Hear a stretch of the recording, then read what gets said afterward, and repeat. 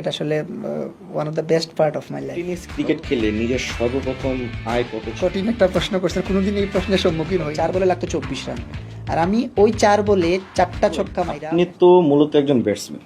11-এ আপনার পজিশন, কোন পজিশন আপনি ব্যাটিং করেন? আমি রাইট হ্যান্ড ওপেনার ব্যাটসম্যান, আবার টপ অর্ডারে বেশিরভাগ ব্যাটিং করি আমি, তবে মাঝে মধ্যে ওয়ানেও খেলি, ওয়ান অথবা ওপেনিং এইটুকু বলতে মানে পারি। এটা ডিপেন্ড করে ম্যাচের সিচুয়েশন। ম্যাচের সিচুয়েশনের উপরে ডিপেন্ড করে। মনে দেখা যাচ্ছে 20 ওভারের খেলায় মোটামুটি ওয়ানেই ব্যাট করি, এবং লিমিটেড এডিশনে যেগুলো খেলা হয় লিমিটেড ওভারের ওইগুলোতে আমি ওপেনিং ব্যাট করি। বাবলু ভাই, ট্যাপ টেনিস ক্রিকেট খেলে নিজের সর্বপ্রথম আয় কত ছিল, কত টাকা ছিল? টেপ টেনিস ক্রিকেট খেলে সর্বপ্রথম আয়, আমার একটা ফ্রেন্ড আছে নিজের উপজেলাতেই, প্রায় 4 কিলো দূরে। তখন আসলে বাসে চড়ে গেছিলাম, 2-3 টাকার উপরে ভাড়া ছিল না তখনকার সময়ে। লাইক আমি এটা কি আপনার গ্রামেই?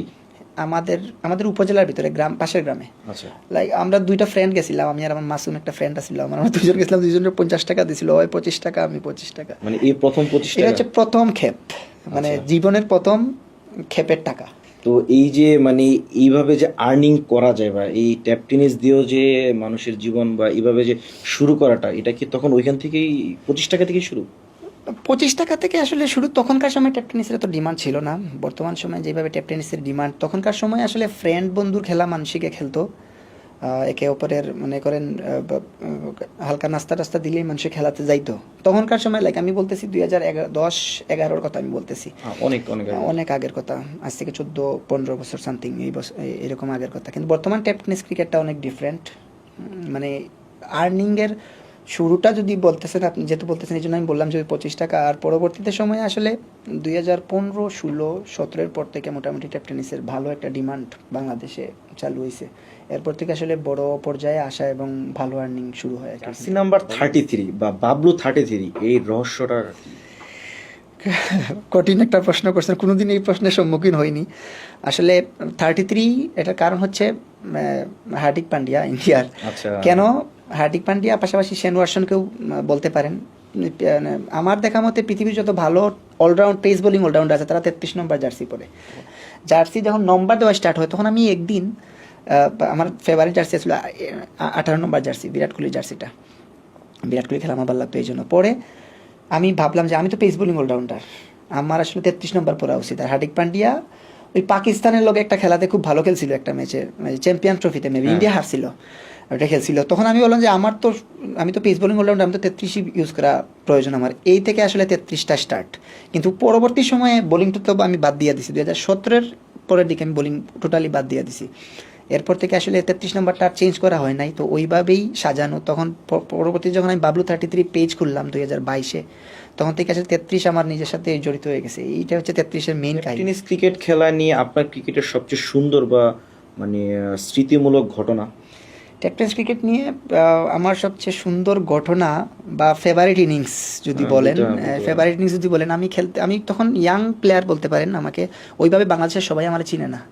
2018-র শেষের দিকে, 19 সালের ঘটনা, কোভিডের পরবর্তী মনে না, কোভিডের সময়ই সম্ভবত।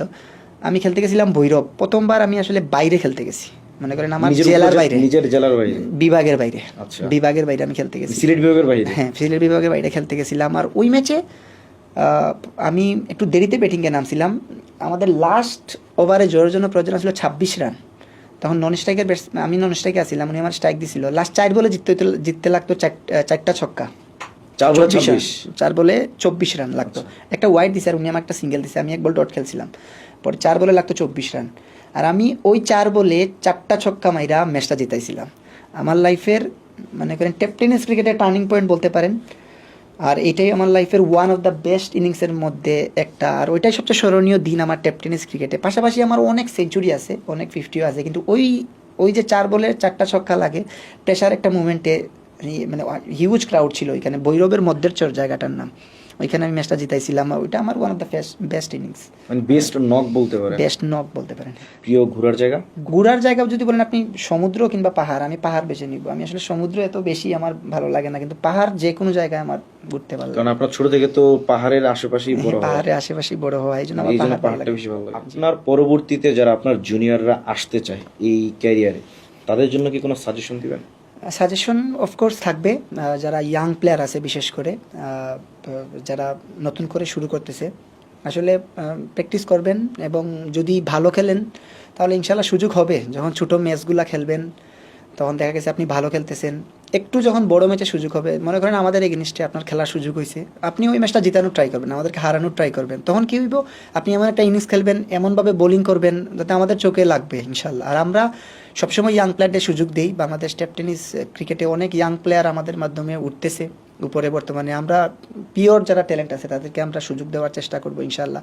আর নিজের মনটাকে সবচেয়ে বেশি, যেই কথা সবচেয়ে বেশি ইম্পর্টেন্ট, যেই কথাটি আমি বলবো, নিজের মনটাকে পরিষ্কার রাখবেন, নিয়তটা সাফ সাফ রাখবেন ইনশাল্লাহ। মানুষদেরকে হিংসাবেন না, দেখবেন আল্লাহ পাক আপনারে উপরে তুলতে খুব বেশি সময় লাগবে না ইনশাল্লাহ।